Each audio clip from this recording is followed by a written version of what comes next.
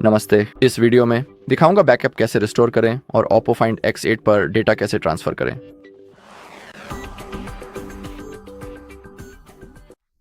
ठीक है, तो जैसा कि आप देख सकते हैं हम सेटअप प्रक्रिया कर रहे हैं, तो चलिए अब बस शुरू करते हैं। यहाँ पर अपनी पसंदीदा भाषा का चयन करें। मेरे मामले में ये इंग्लिश भाषा ही होगी। इसके बाद नेक्स्ट बटन पर क्लिक करें। अब अपना क्षेत्र चुनें और फिर से नेक्स्ट बटन पर क्लिक करें। एक बार फिर नेक्स्ट पर क्लिक करें और अब हमारे पास पहली विकल्प है जिसमें हमें रुचि है, जो है दूसरे डिवाइस का उपयोग करके सेटअप करना। आप देख सकते हैं कि हमारे दूसरे फ़ोन पर सेटअप विकल्प आ गया है। तो चलिए अब हम सेटअप पर क्लिक करते हैं और फिर यहाँ पर कृपया एंड्रॉयड डिवाइस पर क्लिक करें। अब हमें इस QR कोड को अपने दूसरे फ़ोन से स्कैन करना होगा। अब मुझे ये सत्यापित करना है कि ये मैं ही हूँ। ठीक है, अब जैसा कि आप देख सकते हैं ये अपने आप वाईफाई से कनेक्ट हो रहा है और अब बस इंतज़ार करें जब तक ये प्रक्रिया पूरी नहीं हो जाती। इसमें थोड़ा समय लग सकता है, तो कृपया धैर्य रखें और मैं आपको तब मिलूंगा जब ये लोडिंग स्क्रीन पूरी हो जाएगी।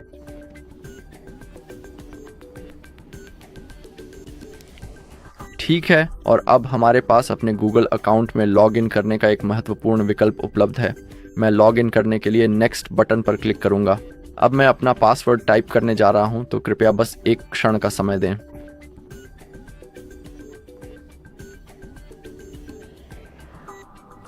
ठीक है, फिर नेक्स्ट पे क्लिक करें। ठीक है, एक बार फिर से नेक्स्ट बटन पर क्लिक करें।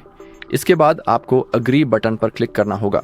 अब यदि आपके पास एक भौतिक सिम कार्ड उपलब्ध है तो आप उसे अभी अपने डिवाइस में डाल सकते हैं, या फिर आप एक eSIM को आसानी से डाउनलोड करने का विकल्प भी चुन सकते हैं। मेरे मामले में मैं इसे अभी स्किप कर रहा हूं, लेकिन आप चाहें तो इसे याद रख सकते हैं। आप इसे बाद में भी कभी भी कर सकते हैं। ठीक है, अब हमारे पास अपना डेटा कॉपी करने का विकल्प है। अब हमें नेक्स्ट पर क्लिक करना है। ठीक है, कॉपी करने की तैयारी हो रही है। इसमें कुछ मिनट लग सकते हैं। हम अपने दूसरे डिवाइस पर भी देख सकते हैं कि हमें अपने Oppo पर सेटअप जारी रखना है और अब बस इंतज़ार करें जब तक यह पूरा नहीं हो जाता। तो एक बार फिर मैं आपको तब मिलूंगा जब यह पूरी लोडिंग स्क्रीन समाप्त हो जाएगी।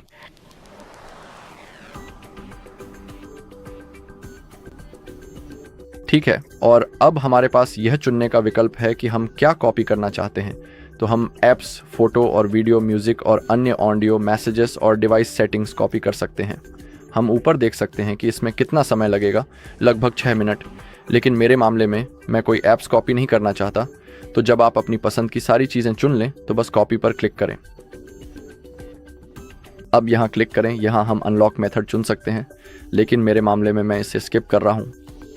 यहाँ हमारे पास गूगल सर्विसेज हैं। हमें नीचे स्क्रॉल करना है और एक्सेप्ट पे क्लिक करना है। मेरे मामले में मैं बैकअप चालू करने जा रहा हूँ। यहाँ कंटिन्यू पर क्लिक करें। अब हमारे पास जेमिनाई, जो कि AI असिस्टेंट है, उससे चालू करने का विकल्प है। मैं इसे चालू करूँगा, लेकिन गूगल पे को स्किप कर दूँगा। यहाँ मैं नो थैंक्स पे क्लिक करूँगा। ठीक है, अब मैं कह सकता हूँ कि कॉपी करने की प्रक्रिया अभी भी चल रही है। तो चलिए इंतज़ार करते हैं जब तक ये पूरी नहीं हो जाती। ठीक है, 100% हो गया है और अब ये पूरा हो जाना चाहिए। हाँ, ठीक है, तो सब कुछ कॉपी हो चुका है। अब डन पे क्लिक करें। एक बार फिर कॉपी के लिए तैयार हो रहे हैं। माफ़ कीजिए, कॉपी के लिए नहीं बल्कि फ़ोन तैयार हो रहा है। अब हम अपने दूसरे डिवाइस पर देख सकते हैं कि कॉपीइंग पूरी हो गई है और हमें अपने दूसरे डिवाइस पर सेटअप जारी रखना है। यहाँ हमारे पास Oppo अकाउंट को अनुमति देने का विकल्प है। ये पूरी तरह आप पर निर्भर करता है। मैं बस अलाउ पर क्लिक करूँगा। असल में मैं इसे स्किप कर रहा हूँ। बिल्कुल, आप इसे बाद में सेटिंग्स में भी सेट कर सकते हैं। यहाँ बस नीचे की ओर स्क्रॉल करें और मैं सहमत हूँ, आई एग्री विकल्प चुनें और अब नेविगेशन सिस्टम का चयन करें। ये एक बटन या एक जेस्चर हो सकता है। मैं इसे एक जेस्चर ही रहने दूंगा। अब गेट स्टार्टेड पर क्लिक करें और अब हमारा नया डिवाइस इस्तेमाल के लिए पूरी तरह से तैयार है। ठीक है, तो यह पहला और सबसे आसान तरीका था जिससे आप अपने नए Oppo स्मार्टफोन में अपना महत्वपूर्ण डेटा आसानी से ट्रांसफ़र कर सकते हैं। कृपया वाईफाई से डिस्कनेक्ट न करें, क्योंकि कुछ महत्वपूर्ण ऐप्स अभी भी बैकग्राउंड में गूगल प्ले स्टोर से सफलतापूर्वक इंस्टॉल हो रही हैं। कृपया प्रतीक्षा करें। ठीक है, अब मैं आपको दूसरा तरीका दिखाऊंगा जिसमें आप गूगल वन से बैकअप को रिस्टोर कर सकते हैं। ठीक है, तो अब जब हमारे पास किसी अन्य डिवाइस का उपयोग करके सेटअप करने की संभावना है, हमें स्किप पर क्लिक करना है। अब हमें मैन्युअली वाईफाई से कनेक्ट करना होगा, तो बस अपना वाईफाई ढूंढें। मेरे मामले में मुझे लगता है कि मुझे रिफ्रेश करना पड़ेगा। हाँ ठीक है, और अब बस अपना पासवर्ड टाइप करें, फिर सेव पे क्लिक करें। बस इसी तरह। अब आगे बढ़ने के लिए नेक्स्ट पर क्लिक करें। अब हमें एक बार फिर थोड़ा और अधिक इंतज़ार करना होगा जब तक यह पूरी प्रक्रिया समाप्त नहीं हो जाती, तो मैं आपको तब मिलूंगा जब यह सब कुछ हो जाएगा।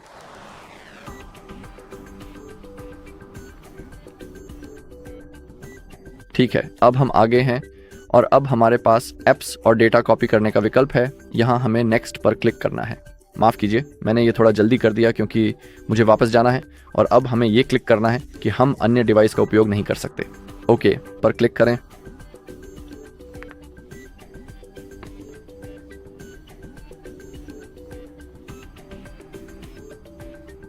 ठीक है, और अब हमारे पास अपने गूगल अकाउंट में लॉगिन करने का विकल्प है। और अब ये बहुत महत्वपूर्ण बिंदु है क्योंकि अब हमें उसी गूगल अकाउंट में लॉगिन करना है जिसमें हमने पहले बैकअप बनाया था। ये बहुत ज़रूरी है, तो अब बस लॉगिन करें। अगर आपको ऐसा बैकअप कैसे बनाना है नहीं पता, तो हमारे चैनल पर एक वीडियो है जिसमें मैं आपको पूरा प्रोसेस दिखा रहा हूँ, तो अगर आप चाहें तो आप उसे आसानी से देख सकते हैं। ठीक है, तो अब मैं अपना पासवर्ड और अपनी मेल टाइप करने जा रहा हूँ।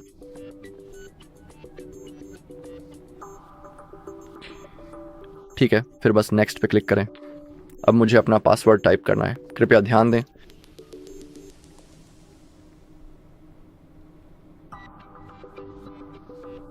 ठीक है, फिर नेक्स्ट पर क्लिक करें।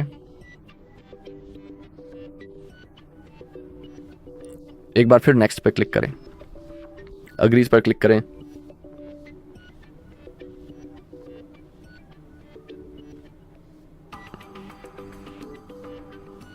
ठीक है, अब हमारे पास दूसरे डिवाइस से डेटा रिस्टोर करने का विकल्प है और यही वह चीज़ है जिसे हम हासिल करना चाहते हैं। और यहाँ जैसा कि आप देख सकते हैं, हमारे पास वे बैकअप्स हैं जो मैंने पहले बनाए थे, पूरी लिस्ट। अब चलिए उस बैकअप को चुनते हैं जिसे हम रिस्टोर करना चाहते हैं। पहला वाला चुनते हैं और अब नेक्स्ट पर क्लिक करें। और अब हमें लॉक स्क्रीन का उपयोग करके पुष्टि करनी होगी, वही लॉक स्क्रीन जो मैंने पहले बैकअप बनाते समय सेट की थी। अब हमें चुनना है कि हम क्या रिस्टोर करना चाहते हैं। तो जब बात गूगल फोटोज़, जीमेल, कैलेंडर और ड्राइव की आती है, तो जैसा कि आप देख सकते हैं ये अपने आप सिंक हो जाते हैं। और यहाँ हमें चुनना है कि हम क्या रिस्टोर करना चाहते हैं। तो जब आपने सब कुछ चुन लिया हो तो रिस्टोर पर क्लिक करें। अब प्रक्रिया शुरू हो जाएगी, जैसा कि आप देख सकते हैं। ठीक है, अब मैं स्किप पे क्लिक करने जा रहा हूँ। यहाँ हमारे पास वही सब कुछ है जो मैंने आपको पिछले तरीके में दिखाया था, तो अब मैं इसे जल्दी से पूरा कर देता हूँ। अगर आप ये जानना चाहते हैं कि सब कुछ वास्तव में क्या है, तो मैंने उसे पहले तरीके में विस्तार से बताया था कि मैं अब बैकअप चालू करने जा रहा हूँ। यहाँ कंटिन्यू पे क्लिक करें। अब हमारे पास जेमिनी है जो कि AI असिस्टेंट है। मैं इसे चालू करने जा रहा हूँ। मैं गूगल पे को छोड़ने जा रहा हूँ। यहाँ मैं नो थैंक्स पर क्लिक करूँगा। गूगल अकाउंट की बात करें तो मैं इसे भी छोड़ने जा रहा हूँ। याद रखें कि आप इसे बाद में सेटिंग्स में कभी भी बना सकते हैं।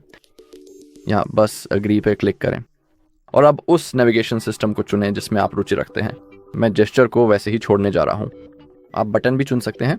डन पर क्लिक करें। अब गेट स्टार्टेड बटन पर क्लिक करें और अब हम अपने डिवाइस का उपयोग करने के लिए पूरी तरह से तैयार हैं। साथ ही कृपया अपने वाईफाई कनेक्शन से डिस्कनेक्ट न करें क्योंकि कुछ आवश्यक ऐप्स अभी भी गूगल प्ले स्टोर से इंस्टॉल हो रही हैं और इस महत्वपूर्ण प्रक्रिया में थोड़ा समय लग सकता है। जैसे ही आप यहाँ इस विशेष स्थान पर क्लिक करेंगे और तुरंत ही सभी नवीनतम नोटिफिकेशंस प्राप्त करेंगे, आप स्पष्ट रूप से देख पाएंगे कि आपके डिवाइस पर गूगल प्ले स्टोर से विभिन्न प्रकार के ऐप्स वर्तमान में सफलतापूर्वक इंस्टॉल हो रहे हैं। तो आपको बस थोड़ा और इंतज़ार करने की ज़रूरत है और मैं आपको विस्तार से दिखाऊंगा कि सब कुछ सफलतापूर्वक और पूरी तरह से स्थानांतरित कर दिया गया है। उदाहरण के लिए गूगल फोटोज़। तो चलिए इसे खोलते हैं और आप स्पष्ट रूप से देख सकते हैं कि हम सारी फ़ोटोज़ सफलतापूर्वक सेव और पूरी तरह से ट्रांसफ़र हो गई हैं हमारे डिवाइस में। ठीक है, इस वीडियो में बस इतना ही। देखने के लिए आप सभी का बहुत बहुत धन्यवाद। अगर आपको ये वीडियो मददगार लगी हो तो कृपया इसे लाइक करें, कमेंट करें और सब्सक्राइब करें।